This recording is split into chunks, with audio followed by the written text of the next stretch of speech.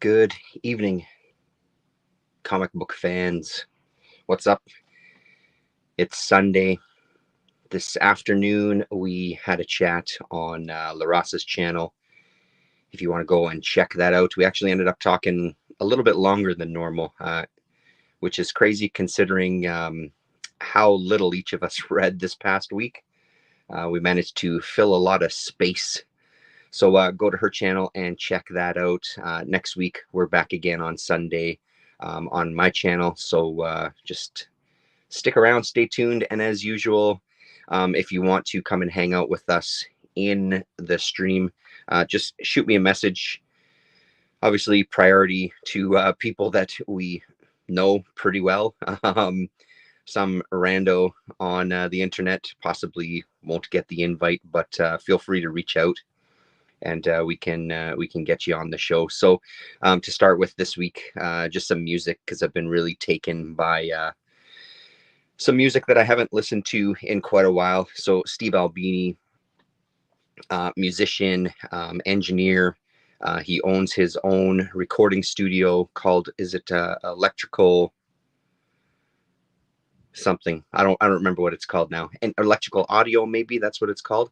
Anyway, you can find a lot about him on YouTube. There's a million interviews. There's a lot of like talks that he gave on how to best record drums, how to best record, period, different types of microphones. He's done stuff for some effects pedal companies, and then just kind of podcasts.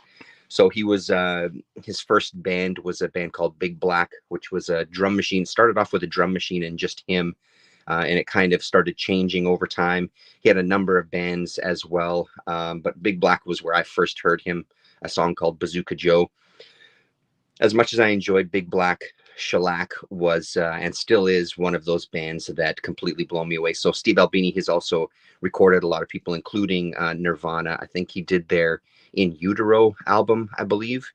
So he's worked with a ton of people. If you really look into his discography, you'd be surprised at the types of musicians that he's worked with and albums that he's worked on. Very influential guy, and Shellac is incredible. Recently stumbled across their stuff again. I don't remember what the train of thought was to get me to Shellac, but started watching some of their live stuff on YouTube, and was turned on to an album called is it Dude Awesome or Dude Amazing, something like that. And I hadn't heard that album, and was kind of really enjoying it. I listened to it a few times, and I've been playing drums at the practice space that I have and using one of their songs called Riding Bikes as kind of like a practice, drum practice, and sitting there just playing that beat over and over and over and over again to try to get myself better and my timing better. It's not amazingly complex. It's a little complex for me just because I'm still pretty new as a drummer. So that's it's a good start, and just to kind of record myself and listen back. So I've been digging into all my Shellac records, is the where this story is going. They always put a lot of really good work. This is their very first 7-inch, The Rude Gesture, A Pictorial History. They always did a good job with everything to do with their records, including having some really good liner notes. Todd Trainer, drummer, Steve Albini, guitars and vocals, Robert Weston IV on bass and vocals. And they've been that lineup their entire history. So this is record number 1, Shellac record number 1. It doesn't say a year though. I want to say this was like 93 or something. The guy who invented Fire, Rambler Song, and Billiard Player Song on this EP. List of all the microphones that they used, some notes. So they always put some strong work into their releases. It's been really incredible to revisit this stuff this week. Highly recommended. Not super noisy. Not pop music either. Their second album called Uranus, similar kind of setup with a little bit of liner notes inside. Record number 2. This one's a great listen as well. They're both instrumental tracks, I think, on this one, The Admiral and 16. There's a little photo on here, and on the back of the photo is, let's just get it out of the sleeve here. On the back of the photo is a little legend, and inside There's a little sheet to tell you exactly what you're looking at in this photo. So always cool kind of things. There's even design notes on the back, things that he wanted them to do for the record. One of his infamous post-it notes comparing new sort of indie bands to well-established older bands. Yeah, great stuff. I'll put that one away later. A collection of a couple of singles, 2 different singles that came out overseas. This is called Pack of 3. This is fantastic. This is like a more acoustic version, Shellac, with the Rambler song on one side, and another one of my favorite bands, Mule, with an amazing song called Beauteous. Mule is unreal. The singer slash guitarist, P.W. Long, went on to do his own project, just solo project, and it's really impressive. So this is kind of like the first kind of signs of what he was going to go off and do, but this is a really great, for me, a B-side. Yeah, it's the B-side in reality too. So Shellac. Then there was a series of AC/DC cover albums that came out. So it was kind of skin graft bands doing their take on AC/DC, and the first one had an amazing lineup: Shellac, US Maple, Breeze Glass, and Biggin, and it's phenomenal. So Shellac does Jailbreak, unbelievable. 95 Jailbreak, comes with a comic book. There was a couple other ones too: Palace and Zangiva, sides 5 and 6, and then 7 to 10, Mount Shasta, Dennis and Kimball Trio, Zeke Sheck, and Killdozer. Every single one of these is kind of a must-have. They're all very, very solid. The first Shellac album I heard, I think, was probably this one, At Action Park. My Black Ass. I think Wingwalker is on here as well too. The Crow, I think, is on here as well. Incredible album, and still one of my favorites. Was really amazing to listen to this one this week. So we'll open this sucker up here. And again, with the fantastic design, Shellac of North America, where they recorded it, March 1994, Shellac record number 4. And then there's the songs there: My Black Ass, Pull the Cup, The Admiral Crow, Song of the Minerals. Okay, so a minute idea of North Dog and Pony Show, Bucci's Dick and El Porno Star, a great closing track. Yeah, so anyway, fucking Shellac, man. If you don't know him, check him out. Well worth a listen. This is a beautiful LP too.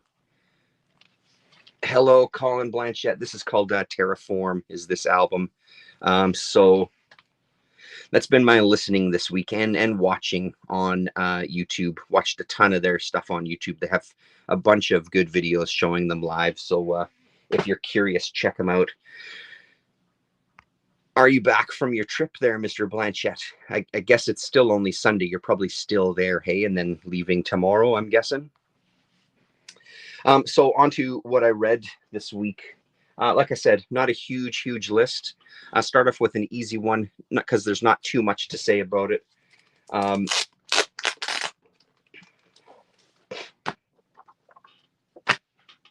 Just found this one issue of Bebop and Rocksteady Hit the Road. I think it was maybe a 5-issue mini-series of Rocksteady and Bebop from Teenage Mutant Ninja Turtles. Covers by Nick Patera, one of my favorite guys from Manhattan Projects. He did a cover for each one, and they're all interconnected. So I'm already sold on him as an artist. I'm really in the Teenage Mutant Ninja Turtles mindset these days. Throw in a connecting cover series, and I'm fucking... I'm there for it. My flight got canceled, so I had to stay in Toronto another night. There's worse places to be. Absolutely. There's definitely worse places to be stranded. That's a bummer, man. Like I said, not too much to say about it. It was okay. I don't know if it blew me away. It was fun though. Ben Bates, Dustin Weaver, script Dustin Weaver, art Ben Bates, colors Brittany Peer, letters Sean Lee. And it is from 2018. Is that what that says? Yeah, 2018. So I'm gonna eventually check out the rest of it if I can find it for cheap. Rasa was talking about getting into the IDW collections where they collect some of this stuff too, some of these offshoots and mini series in those hardcover collections. And if I'm going to be sticking with the Turtles, which I absolutely plan to, she was suggesting maybe checking those out instead of hunting for all single issues and stuff. So that might be the way to go. I'll see if this did appear in one of those collections and maybe put this one on the to trade or to sell. There's a next issue, and you can see the continuation there. So yeah, it was fun. One that kind of took me by surprise in my ever-growing love and quest of Teenage Mutant Ninja Turtles was this Mirage one-shot, I think, called Grunts. Man, this was a even better than I thought it was going to be. I was saying to Rasa too that what's amazing to me is the thickness. Sorry, my dirty hands. Had a charcoal barbecue today, and it didn't all quite come off of my hands cleaning the barbecue and things. Just the size of these damn books is impressive. For $2 in 1987. So this is just an anthology of a bunch of different artists, including Eastman and Laird, doing their kind of anti-war stories. We start off with a quote. I'm tired and sick of war. Its glory is all moonshine. It is only those who have neither fired a shot nor heard the shrieks and groans of the wounded who cry aloud for blood, more vengeance, more desolation. War is hell. This one's from 1987 and so good. There was a couple of stories that weren't as good as others, as is the way with anthologies, but you still get some incredible black and white art from various people. Get some stories by guys like Jim Lawson, story and art here, the lucky one. The one that impressed me the most and made it even more impressive, again, by Rasa's knowledge of Teenage Mutant Ninja Turtle lore, was this one right. There's the Mark Baudet one, The Lesson. This one here by Peter Laird, inks by Ryan Brown, letters by Steve Levine. So these are, I believe they're called the Triceratons. I apologize if I got that right. And they're being told a story by their sergeant about how he lost his horn.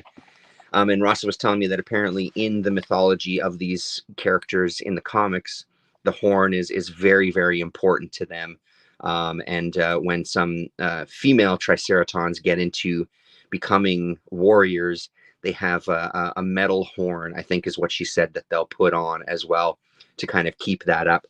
One of the things that jumps out to me immediately is kind of the density, but kind of the Kirby-ish look to some of these marks that are making up the pages. It's an amazing story. I really, really like this one a lot. And these were the couple of pages that really made it impressive to me. This fight scene, this hand-to-hand combat between him and this big bear. I think he's supposed to be kind of a bear creature. Panel by panel. Yeah, wicked interior. Hello, comic book aesthete. Wicked interior art for sure. Absolutely. So panel by panel, hand-to-hand combat until finally they face off and comes running at him and gets impaled on one of his horns and breaks off into his heart. And I love these final 3 slim panels here to kind of show his last breath as he collapses to the ground. Amazing passage, really cool story, makes me want to read more about these creatures for sure in the upcoming books. He then made his horn into the handle of his knife to kind of remind him, never underestimate your enemy. The end. So great read. If you can find this, I wouldn't hesitate to pick this up. I don't know the details behind this. I don't know how many copies. I don't know how hard it is to find it. I know none of that information. I imagine it's like a lot of this other early Turtle stuff, that it's not necessarily the easiest to find. but give it a shot if you do. Slaughter Dogs, this was another one that stood out to me. Where's the credits? I thought there was credits on that first page. Oh, right here in the skull. Talbot again, I think is what that says there. Does that say C. Talbot? Or is that supposed to be? I'm not sure. Anyway, the story I don't quite remember, to be honest, but the style is something. Eric Talbot. Thank you very much, Colin. That's what I thought, but I was having a little uncertainty there. The art is what stood out to me as he becomes kind of one of these Walking Dead by the end of the story. Jim Grote, story and pencils on this one.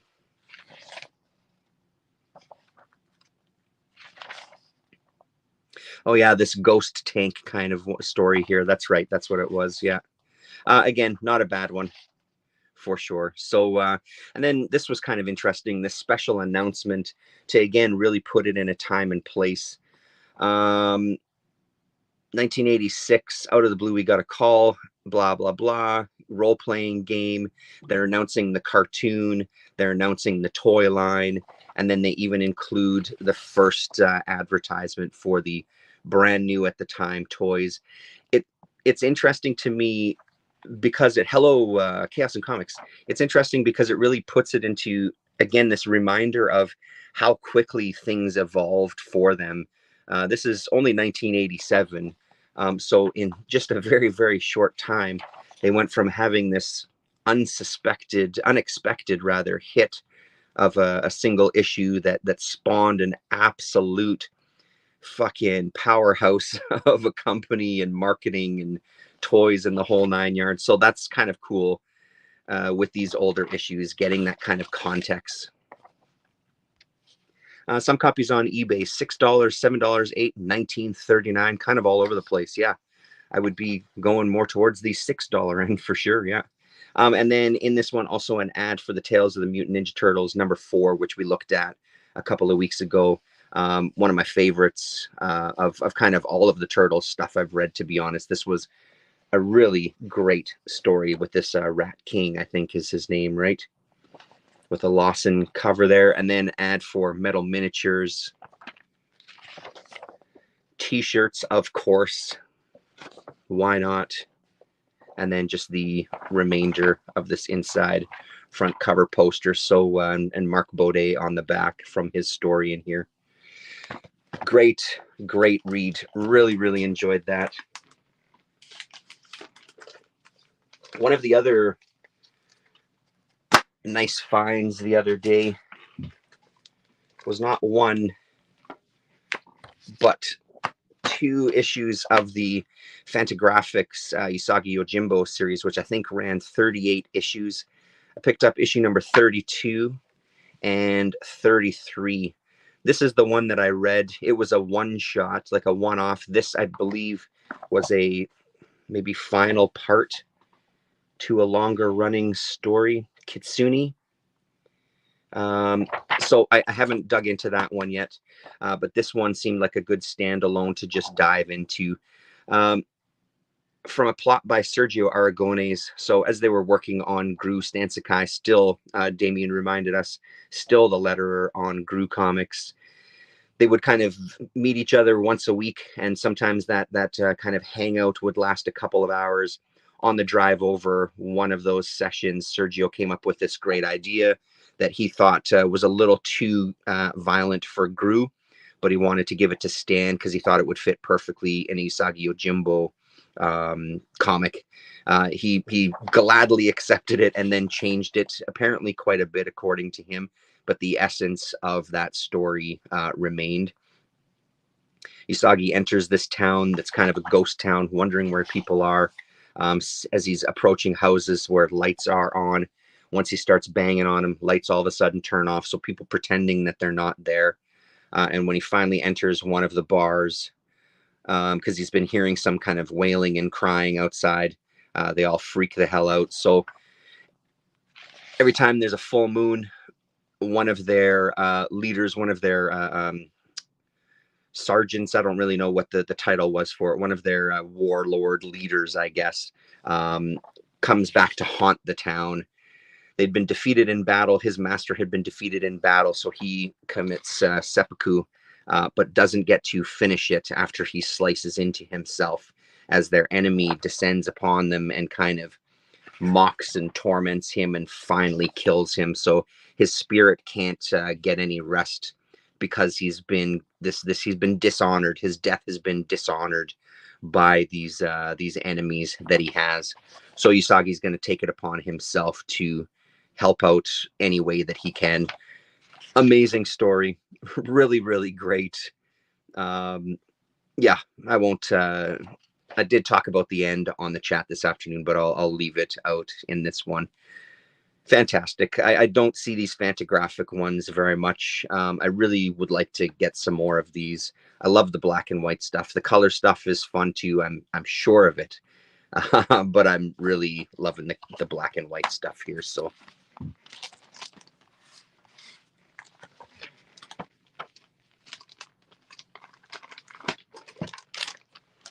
What else do we got? Let's go with this. So, hello, Gorvidal. I saw you, Jimbo, last night. Made me think about Usagi, of course. Evening, Chris. Yojimbo, I believe, was the one that was a real big influence on the spaghetti Western, Sergio Leone. I think that was one of the big influences for him, for the Man with No Name kind of spaghetti Western movies. Yojimbo is a classic one. Hop to the beginning for a sec. I'll have to watch from the beginning later. Was so excited when Albini produced this random hardcore band I love called Zao. Yeah, and that's one of the things. Albini produced so many bands. He even produced one or two local bands here. One called Stag Mummer, and I believe he did an album for.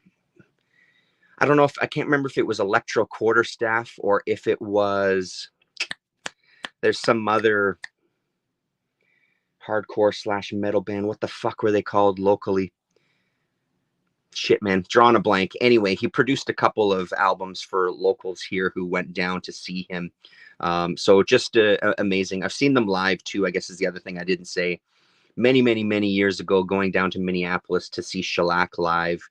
Six Finger Satellite opened up for them. The night we got there, which was the night before, Man or Astro Man was playing. So we kind of watched that show from the door because they had an amazing kind of stage presence with like this UFO on stage and stuff. Super great. I ended up seeing Shellac twice that next night. One was an all ages show and one was an 18 and over show. The all ages show was where it was at with Shellac because they just don't have any patience for drunks and idiots in their live performances. So there was a lot more banter and back and forth with the all ages crew. They were asking, hey, if you guys have a question with us, like they would kind of take these breaks in between a few songs and have like just talk, just sit and shoot the shit, tell jokes, tell stories. It was so great seeing them live. Anyway, I finally got myself a copy of Mouse book number 2. I've had book number 1 for quite a while. Book number 2 just I could never find, and I didn't want to buy. I've seen the set, the book 1 and 2 set out there brand new. I didn't want to buy that knowing that I only needed one of the books. So lots of weird shit going on with communities banning books. Mouse is incredible, and I can't believe it is banned in some parts of the country. Absolutely. Yeah, I mean, if you're any sort of fan there, Chris, I think you'd love them, seeing them live. Just their sound was so unique. The sound of the bass, the sound of the guitar, never mind the songs themselves, just the sound they got out of those. I think they were all aluminum or metal necks and stuff, weren't they? Anyway, so yeah, I could talk music forever. We should do a music hangout chat one day, Chris. So I got book 1 for a while, just found book 2. I just finished book 1 this morning, and I reread it because I've read it before. I've never read the entire series, believe it or not, or the entire 2 books.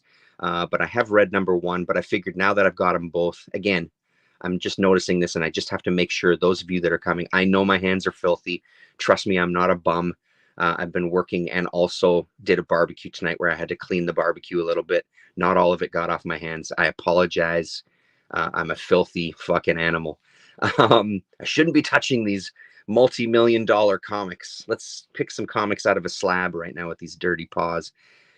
So I reread number 1 in preparation for book 2, and man, oh man, it's just great. It's not like there's not other Holocaust stories, movies, but there's something about this one. Blood-stained fingers calling blood.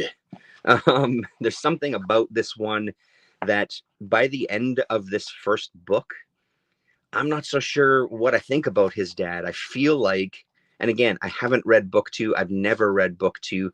I don't actually know where the entire story goes. I know bits and pieces through the years, but I feel like there's something that his dad's either not telling him, or I feel like there's something coming with his father's story beyond just his experiences at Auschwitz. It's so well told. And one of the things that really impressed me as well, that when things start getting really sketchy, when really horrible shit starts happening, I think that there's sometimes a tendency to really lean into that and let that stuff breathe so it impacts. And yes, that does have an impact. I think, though, the way that he handles some of these more horrific events in here, where you literally read a page and then something horrific happens, and then the next page you flip to his father telling him the next part of the story. So it just becomes this piece of his story, is almost more disturbing when it's talked about like that. There's so many scenes in this one that I could talk about. One of the ones that impacted me was his Art's first brother, and how he ends up dying is just handled in such a just a factual kind of informative. Here's just the facts. Now the next part of the story is this. That it becomes even more shocking and really ends up sticking with you a lot more. So much good about this, even seeing Spiegelman himself struggling with this memoir of his father. He tells his father's new wife at one point that he doesn't really know how much of some of these stories he wants to keep in the book, because there's so many times where he feels like he's presenting his father as the stereotypical Jew, this stereotypically stingy Jew, and he's kind of struggling with that a little bit. Yeah, well said. The best part of Maus is the way he deals with his father's personality and their relationship. Absolutely. And I think that's what's really resonating. That's a much more concise way to put it than what I was stumbling my way through. That is something that I find very unique about this first part. They don't have the best relationship. They're building, you can feel that their relationship is turning a little bit. You can feel that his father is maybe reaching a point in his life where he wants to kind of pass on some things. He also is at a point where he needs some help. There's some struggles with him and his current wife that they're both trying to deal with, that Art is kind of really keeping at an arm's distance from. Then mixed in with this story of his life. It's really, really good shit. It's a really amazing book so far. So I'm looking forward to book 2. I'm sure I'll talk about it next week. I'm planning to read it sooner than later. I don't know if I'm going to get to it tonight like I'd originally thought, but it's absolutely on the to read this week stack. You had half of Maus. I have the same problem with Berlin by Jason Lutz. About volume 1 years ago. I see the full one on everyone's shelf, and I never see just volume 2 lying around. Yeah, it's a bummer when that kind of shit happens.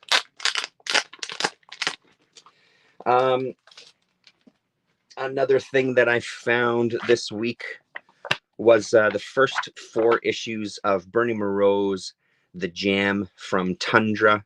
This was originally put out by Slave Labor Graphics in black and white, numbers 1 to 5. I think that Slave Labor series went 8 issues. This one is color. You can see his coloring through these 4 issues really sort of morph and change. There's some points early on where it looks like he thankfully made some changes, because some of these pages, yes, they're supposed to be a little darker, but there's a few of them that it feels like it probably didn't get printed the way that he intended, because they're very dark. This was one of the panels or the pages that I loved a lot in the black and white. Like I said, I've got nothing wrong with color. I think his color mostly is pretty decent.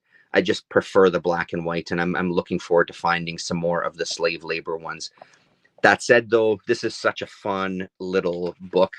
I really, really love it. I'm glad that I finally dove into it. It's one of those books that I've heard a lot about for many, many years.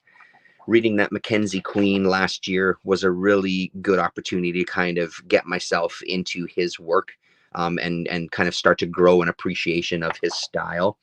I really like his storytelling too. It's a little goofy, which I love. It's not trying to deconstruct superheroes in any sort of meaningful kind of way. It's just this guy who's kind of a fuck up, who wants to just be a good person and wants to help people, but also drink beer and listen to music, and just kind of gets mixed up in this kind of bigger story that even involves the devil himself, who has now singled him out and is trying to ruin his life by breaking up his relationship with his girlfriend. They're going after the dog next. Like stuff like this, it feels like, yes, it should have been dark. I feel like it's maybe a little too dark and maybe not what he originally intended rather. Some really nice stuff like this too, seeing him kind of play with, they come out of this bar just fucking hammered. So there's the one panel that represents that, which I thought was pretty good. Yeah, really, really enjoyable shit. There's only one more issue from the Tundra. It only went 5 issues and then stopped. An added bonus for me in issue number 2, I posted it on, first of all, a Jim Woodring ad, which is always welcome. I posted it on Twitter as well. Was it in book 2? Was it in issue 2? Is this issue 2? What am I looking at here?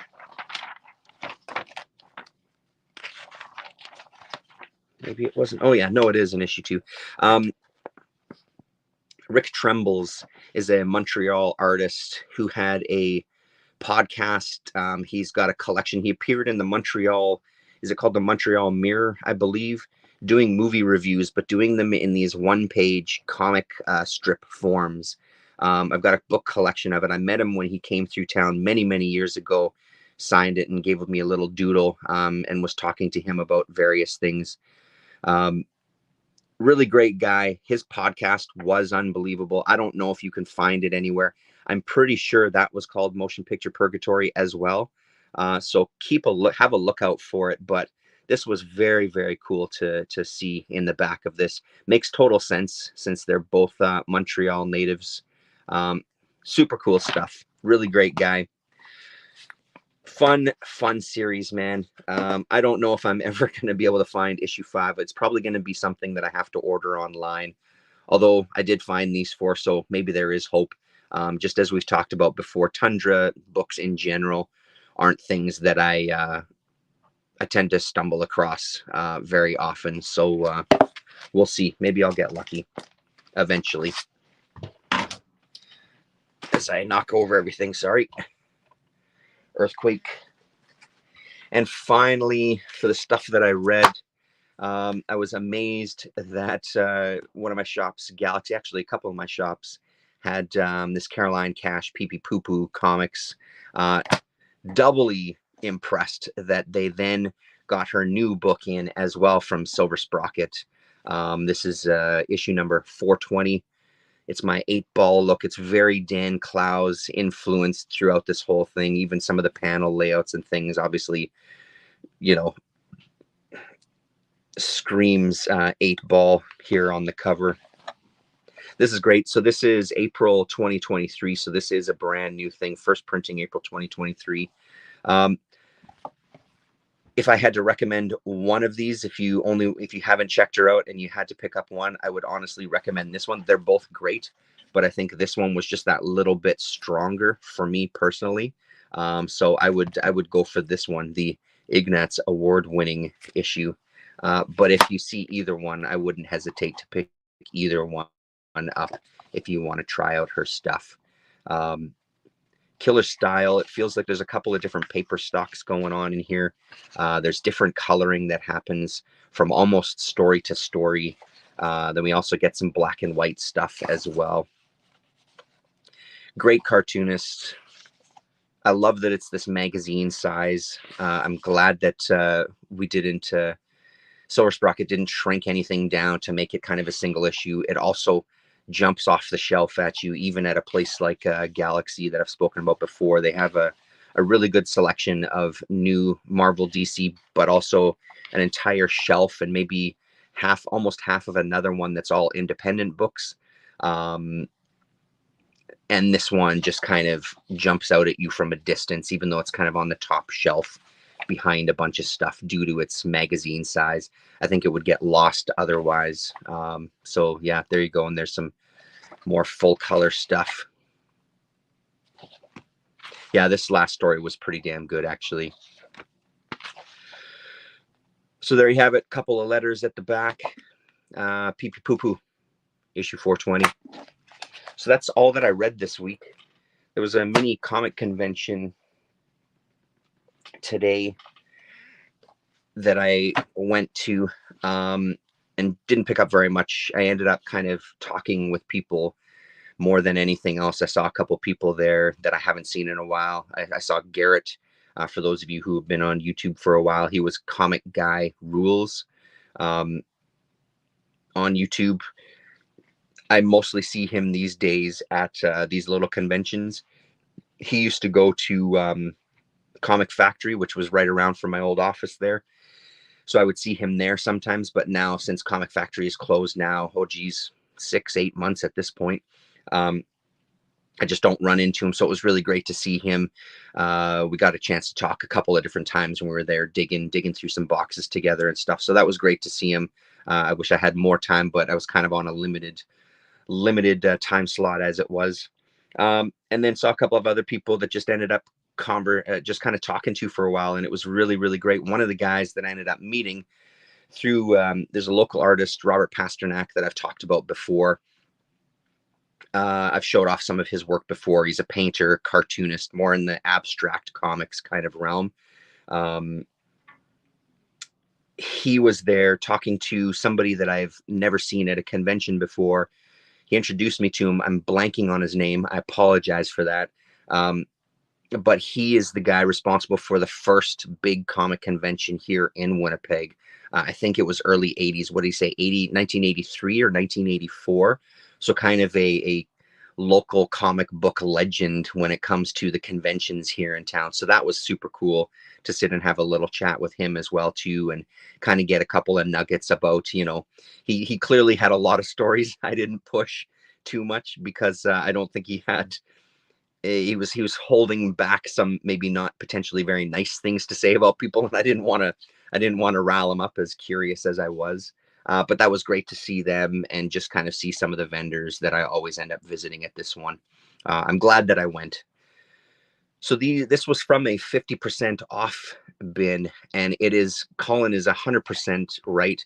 These are goddamn near impossible to find, and when I do see them, they're so fucking expensive. But this one was in a 50% off bin. I think it was listed at 18, so it cost me $9, which is the cheapest I've ever seen any of these Neil Gaiman. I only have, I think, 3 of them from the Neil Gaiman run, this being the third, I think. I think it's 16, 17, and 20 that I have. So this was an amazing find, and the only one from the Neil Gaiman run that was in the box. They had a couple from the earlier issues, but I've got all those just minus one of them. I think I'm only missing one of them. I think the one I'm missing actually is the final Alan Moore issue. Been avoiding Comic Cons to keep away from crowds, but really miss going to cons. Yeah, man. I mean, whatever you're most comfortable with. I'm not here to tell you any different. I would say go for it. You know, there's the con that I was at. It was still pretty. There was still quite a bit of space at the one I was at. There was a couple of people still wearing masks, that sort of thing. It wasn't mandated or anything, but I felt, I mean, I feel fine in general going out there, to be honest, but I didn't feel like it was jam packed where you were shoulder to shoulder with people in my experience. So I don't know if you have smaller cons where you live, but I'd encourage you to kind of keep an eye out and maybe test the waters. So that was a fantastic score. A couple of, I think these were in the 50% off bin as well, too, if I'm remembering. They might have been priced at like $3 a piece, maybe. I'm only missing issue number 2 now from this Sergio Aragone's Louder Than Words 6-issue miniseries from Dark Horse. All silent comics, and it is from 1997. Yeah. Bought it because I didn't have them. These were, again, the only 2 issues that they had. So lucky me, there were 2 that I didn't have already. They're fun. The other ones are great. One more issue to go, and then I can start looking for, I think it was Boogeyman that I'm still missing some issues from that he did with Dark Horse that I never see while I'm out there either. So, yeah, great stuff. And this from another booth, Ditko Kirby Wood from Sergio Poncione. From Fantagraphics, an exquisite tribute to 3 of the greatest comic book artists of all time. Hello, Gary Usher. With that, Miracle Man, are you close to a complete run of Eclipse Comics? No, I'm not. I'm still, well, I guess I'm close, yes. But I think I've still got, I don't remember what issue it went up to, Gary. I don't remember off the top of my head what the final Eclipse issue number was. But I've got a good chunk of them, that's for damn sure. Hey, look at this. Look at this guy. It's Comic Guy Rules in the house. Welcome. Nice to see you as well. Thanks for tuning in. It was great to kind of hang out a bit today. Next time we should try to coordinate so we can show up at the same time at this convention. It was great. It was a great little con. I'm glad that I went. I wasn't going to. Because I don't always have the best luck at Wally's cons there. Nothing against him. It's just that most of the stuff there is things that I'm just not looking for. But I did find some good stuff.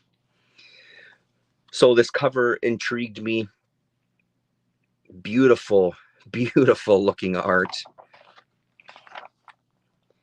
And some of these interiors, when he gets into each of these artists, man, oh man, does he just give it all he's got. Like, look at this Ditko page here. I've never heard of this. I don't know the story behind this comic. I haven't looked since I've been home. There's even Mr. A down there. Incredible stuff. Beautiful coloring. Yeah, no idea who this guy is. And then here's some Kirby pages. Like, look at this shit. Gorgeous. So Colin, I don't know if you're still in here and you know some of the backstory from this at all, but please fill in the gaps. And then Russ Works in the comments in the future. Please feel free to tell us more if you know anything more about this book itself or this creator. But it's gorgeous stuff. So I'm looking forward to digging into this one this week just to kind of figure out what the hell it's about. 2 more to show you, and then that's it for tonight. Found this in the last box of the last table that we were sitting at there. Comic Guy Rules, Garrett. The last box we were sitting there. This was in one of those in the magazine box there, and I couldn't leave it behind. It was $20, but I don't often see. This is the First Comics book 2. I think they did did they do 4 or 5 different books? They're in color, but this is perfect for me because I'm missing issue number 4 and 6. I have issue 5, 7, 8, and 9. This one collects issues 4, 5, and 6, so I can keep reading. I thought I was going to have to wait till I eventually managed to find myself a copy of issue number 4. Now I've got it. It's in color. I'd prefer black and white, but I'm not going to scoff at reading the story in color, because I do want to try to read these early ones chronologically. Yeah, so there's where it leaves off. So I guess maybe they do a little bit of a recap here, or it's half of, oh, maybe it's the second half. Yes, the prologue here. So there we go. I don't, but I think Fanta published a full book by that guy. Okay, good. I'll have to check out on their website.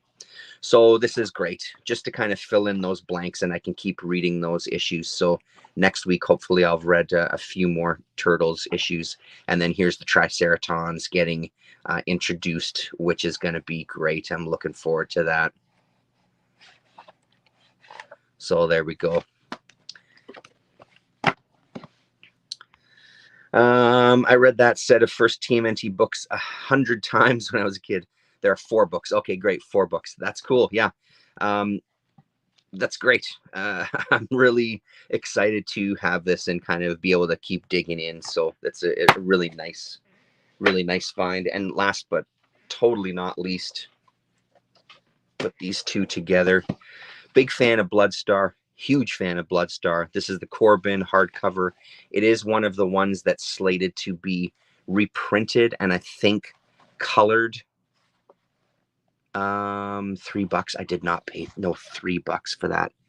No fucking way. I didn't pay very much for it, but I'm pretty damn sure I didn't pay $3 for it. I believe it's going to get colored as well too. I think it's on slate for the Dark Horse reprints from Corbin. So this is one of my favorite Corbin, one of my favorite Robert E. Howard adapted stories that I've read. I think it's a phenomenal little story. One of the things that it's the same story. I was talking about it in the chat today. Damien was saying that he didn't think it was. This one, it is. It's been on a list of mine for a long time. This has been around for a while. I've had this in my collection for a while. One of my more prized kind of Corbin stuff, Corbin books. But because I liked it so much, when I was doing some reading about it, they said a similar story. The story was adapted for this single issue of Supernatural Thrillers, featuring the Valley of the Worm. So this is issue 3. And I've never seen it. And when I do, the couple of times I've seen it, it's so goddamn expensive that I just don't want to spring for it, because yeah, I'm just not willing to pay that much money. So this was, again, from that 50% off bin. So that made it even more affordable. The price that was on it already was pretty decent, but 50% off of that was a no-brainer. I haven't read it yet. I had a quick flip through it before the stream just to kind of see if it is the same story. And it definitely is the same story, down to almost in this one, his kind of sidekick, this guy he befriends, one of these Picts that he befriends, is named Gorm. In Corbin's, he calls him Grom, Grom, instead of Gorm. And the ending of this one is a little bit different than the ending in this, but it's along the same. It has the same kind of, or a very similar effect anyway. Someone kind of telling their tale.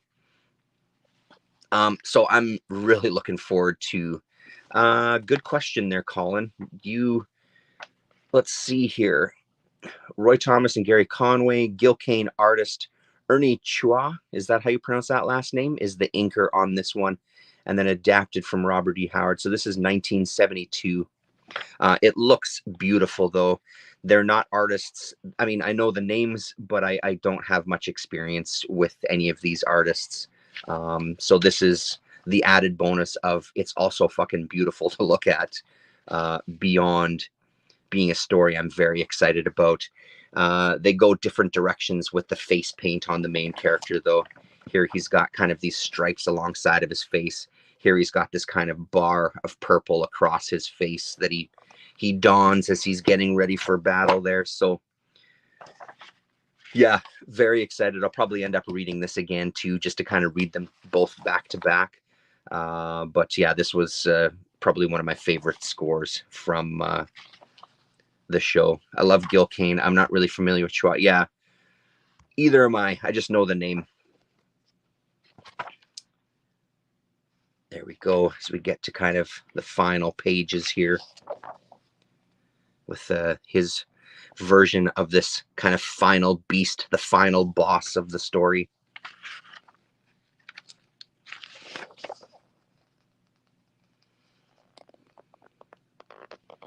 Telling his tale to Gorm.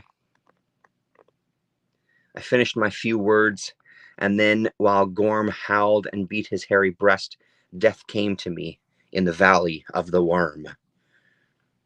So he's on his deathbed in kind of our time. So this kind of time traveler element to it, that he's gone back in time. So yeah, really looking forward to it. The Valley of the Worm and Bloodstar. So that's it. Oh, I did end up finding my first book of Friday on the shelves, buried in a place that I'm surprised I would have put it. So very excited about that. Those are on the desk as well, because I would like to read both of these again back to back. I really loved both of these. Now that I've read the second issue, I'd like to give this first one another read through, though, to kind of see them line up a little bit. So that's on the reading desk for this week as well.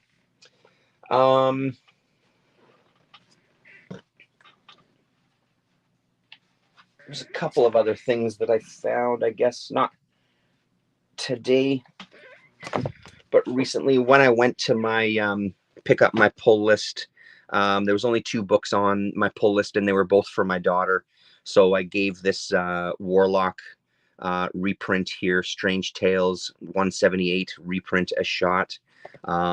Looking forward to it. Jim Starlin, beautiful colors. The one time where I think this kind of, modern, refreshing on crisp white paper coloring, I think does pretty good because this looks fucking amazing. So I'm looking forward to this one. I'm a couple of issues behind on Kaya 6 and 7. I'm missing issue number 5, so I'm going to have to hopefully find a copy of that. I don't know how I missed so many of them, but I've been enjoying the first 4 issues. I really want to keep up with this one. I accidentally bought a double of issue number 5 of Ginseng Roots, so unfortunately. And then just a couple of other Fantagraphics books. I saw issue number 4 of this Unsupervised Existence today. It was magazine size, though. Again, not a title I'm familiar with, but it's Fantagraphics, and it's something that I don't know, so it's kind of a no-brainer to just give it a shot. Issue number 2, I think, of Tales from the Outer Burrows. I have number 1, and I kind of enjoyed it, so I'm curious to see where this goes. Again, another Fantagraphics book, so I may have to pull that one out of the drawers to kind of give it a reread and read these back to back.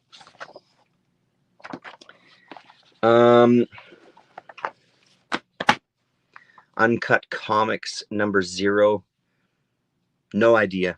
It looked good. The cover looked amazing, and it was dirt cheap. So I figured I'd give it a shot there. This is 97. Yeah, 1997. These were from Red River Bookshop. I went looking for the new issue of Blab. The new issue of Blab came out this past week. He had a copy for sale, but it had already gone by the time I made it to the shop. So they've ordered me a copy. They were able to order another one, and it should be here in a couple of weeks. Very curious about that new Blab. I don't know if you picked it up, Colin. And then issue number 2 of It, The Terror from Beyond Space from Millennium. I have issue number 1. It's only a 2-issue series. I don't know if there was plans to kind of keep going on with it, but I'm glad I got it. Glad I found it.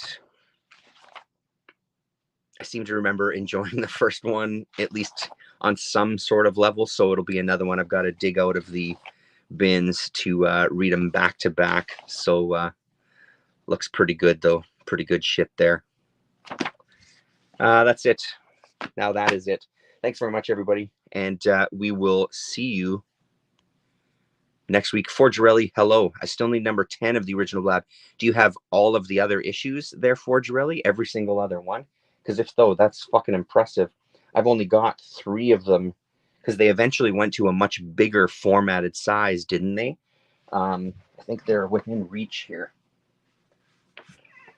These are the only ones that I have. This is the one that I've had forever and ever. This is issue number 6. And this is the other one that I've had forever and a day. And this is issue number 3.